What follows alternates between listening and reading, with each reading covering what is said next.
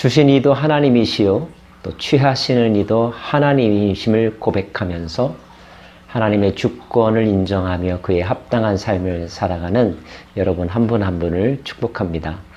오늘은 신명기 27장입니다. 신명기에서 모세는 총 3번의 설교를 합니다. 이제 그 설교가 다 마치고 마치 부록과 같은 당부의 말씀들을 하고 있는데요. 모세는 그들로 하여금 그들이 요단강 땅을 건너가게 되면 안타깝게도 모세는 요단강을 건너가지 못하죠. 그저 바라보기만 하고 들어갈 수 없는 그런 상황인 것을 모세도 잘 알고 있습니다. 그래서 그의 후손들에게 당부하고 명령하고 있는 것이죠. 그 명령의 핵심은 바로 기억하라는 것입니다. 기억하는 것이 곧 구원의 시작이다. 이런 말이 있습니다. 우리는 기억해야 될 것을 잊어버리고 잊어버려도 될 것들을 기억하기 때문에 불행한 삶을 사는 것 아닐까요? 자, 기억해야 할 것은 무엇입니까? 하나님의 교훈, 하나님께서 그들에게 이렇게 살라고 하신 말씀, 모세를 통하여서 이제 새로운 땅에 들어가 새로운 나라를 건설하면서 살아야 될 이스라엘 백성들이 마음속에 새겨야 될 것들, 그것을 잊지 말라는 것입니다. 특별히 잊지 않게 하기 위해서 모세는 말하기를 그 모든 말씀을 기록하라, 돌 위에 기록하라, 그리고 기념비처럼 세우라고 명령하고 있습니다.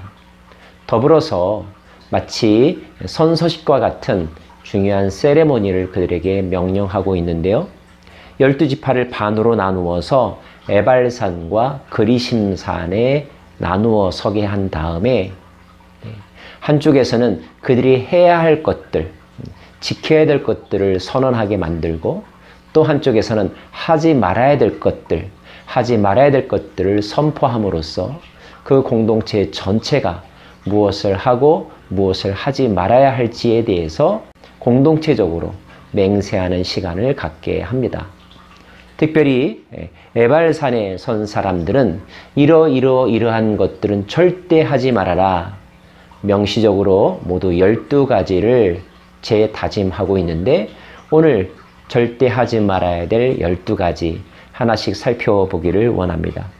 먼저 첫째, 장색의 손으로 조각하였거나 부어 만든 우상을 만들지 말라.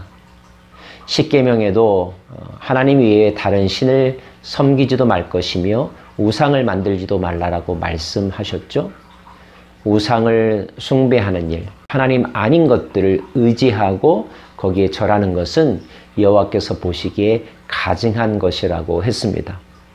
사람의 손으로 만든 것들, 또 그런 형상들을 만들어 놓고 그 앞에 절하거나 그것이 자신들의 인생을 책임져 줄 것인 양 의지하면서 살아가는 일 절대 해서는 안 될 것이다. 그들을 애굽에서 구원하신 분, 그 하나님을 기억해야 되고 그들을 가나안 땅으로 이끌어 주신 분, 그 하나님만을 기억하며 살라는 말씀입니다. 두 번째, 부모를 경홀히 여기는 일 절대 하지 말아라. 동양과 서양을 막론하고 부모에게 효를 다하는 것은 지극히 아름다운 덕입니다. 성경은 특별히 부모를 하나님의 대리인으로 그렇게 우리에게 소개하면서 하나님을 섬기듯 부모를 섬기고 부모를 섬기는 것이 곧 하나님을 섬기는 훈련이기도 하다는 것을 분명하게 가르쳐 주죠. 부모를 제대로 섬기지 않는 사람이 어찌 또 하나님을 섬기겠습니까? 하나님이 모든 인간을 이 땅에 존재하게 하신 분이라면 부모님은 바로 여러분을 이 땅에 존재하게 하신 존재의 근원이신 분이시죠. 때문에 우리는 부모께 감사하고 부모를 공경하고 부모의 권위에 순종하면서 사는 것, 이것이 하나님의 뜻이며 또 창조의 질서이기도 한 것입니다. 세 번째, 이웃의 경계표를 옮기지 말아라. 다시 말하면 다른 사람의 재산권을 함부로 찬탈하지 말아라. 다음, 맹인에게 길을 잃게 하는 것 절대 하지 말아라. 앞을 보지 못하는 자는 특별히 연약한 자, 소외된 자, 힘이 없는 자의 상징이죠. 그런 자들을 잘못된 길로 인도한다면, 함정에 빠뜨리게 한다면 이것은 아주 강팍한 일이고 나쁜 일이라는 것입니다. 비단 육신의 눈만 보지 못하는 사람일 뿐이겠습니까? 신약 성경에 의하면 소경이 소경을 인도하는 것, 거짓된 진리로 사람들을 함정에 빠뜨리게 하는 것 결코 해서는 안 될 것입니다. 다섯 번째, 객이나 고아나 과부의 송사를 억울하게 하지 말 것이라. 객과 고아와 과부는 그 시대에 가장 힘이 없고 소외받는 그룹의 상징이죠. 그들이 혹여나 재판을 하거나 아니면 시시비비를 가려달라고 했을 때에 권력자의 편에 서거나 가진 자들의 의견을 더 청취하느라고 그 힘없는 자들, 법에 의지할 만한 힘조차 없는 자들을 억울하게 만드는 일을 절대 해서는 안 된다는 것입니다. 그 다음, 그의 아버지의 아내와 동침하는 것 결코 해서는 안 된다는 것. 아버지의 아내는 곧 어머니 아닙니까? 근친 간에 결코 부적절한 관계를 맺어서는 안 된다는 것. 짐승과 교합하는 자 결코 해서는 안 된다는 것입니다. 우리는 인간으로 지음받았습니다. 하나님의 형상으로 지음받은 인격적인 존재입니다. 하나님은 우리가 서로 돕고 사랑하면서 살아갈 수 있는 사회적 관계를 허락하여 주셨습니다. 짐승은 우리가 돌보고 또 키울 수 있지만 우리와 인간과 똑같은 존재가 될 수 없습니다.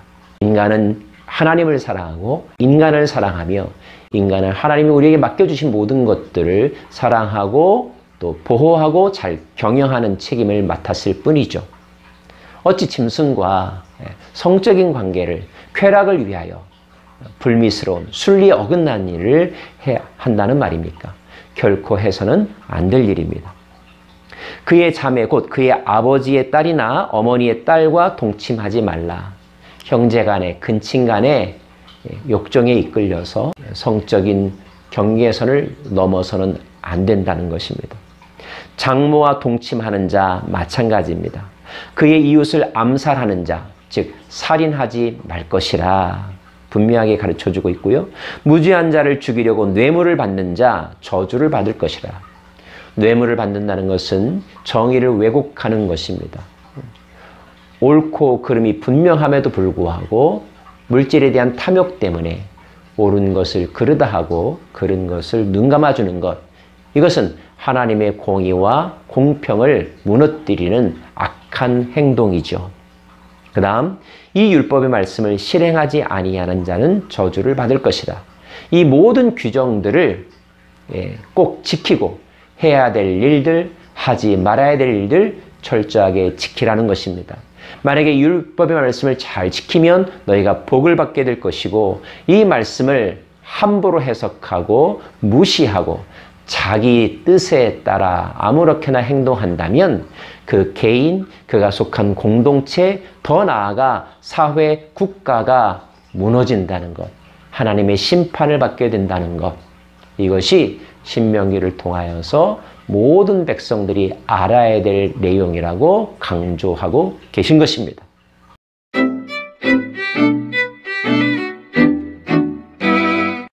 어떤 국가가 무너질 때는 기본적으로 법 질서가 무너지더라고요. 법을 지키지 않죠? 도덕이 무너집니다. 더욱더 중요한 것, 영적인 관계가 다 무너지죠. 하나님이 없다 말하면서 인간의 마음은 방자하게 행하게 되고, 그러면서 도덕과 양심이 후퇴하게 되고 법과 질서를 지키지 않게 되면서 사회는 혼란 가운데 처하게 되고, 질서가 잡히지 않고 국가의 명령이 작동하지 않게 되면 오합지졸이 되는 거죠. 이웃 나라의 입장에서는 너무너무 먹기 좋은 떡이 생기는 것입니다. 결국 다른 나라의 지배를 받게 되고 주권을 빼앗기게 되고 슬피 울며 이를 가는 비극적인 일을 겪게 되는 거죠. 다시 말하지만 질서를 지키는 것은 아름다운 것이고 편한 것이고 모두에게 좋은 것입니다. 그 질서의 기본이 하나님의 말씀입니다. 하나님의 말씀을 지키십시오. 일탈에 대한 충동심을 억제하십시오. 때로는 그것이 좀 불편하고 힘들다 할지라도 우리가 하나님의 법을 지킬 때 하나님의 법이 우리의 삶을 지켜준다는 것 꼭 기억하시기를 바랍니다. 기도하겠습니다. 하나님, 준법의 삶을 사는 저희들 되게 하여 주십시오. 사회법, 국가의 법, 하나님의 법, 그 법을 중히 여기며 그 법을 잘 지키며 약속들을 잘 지키면서 살아갈 때에 이 사회가 더욱더 평화롭고 번영하며 그리고 이 땅 가운데 하나님의 제사장 나라로서의 영적인 리더십을 잘 발휘하게 될 줄로 믿습니다. 주님, 하나님의 말씀이 우리의 삶 속에서 회복되기를 간절히 원합니다. 예수님 이름으로 기도합니다. 아멘.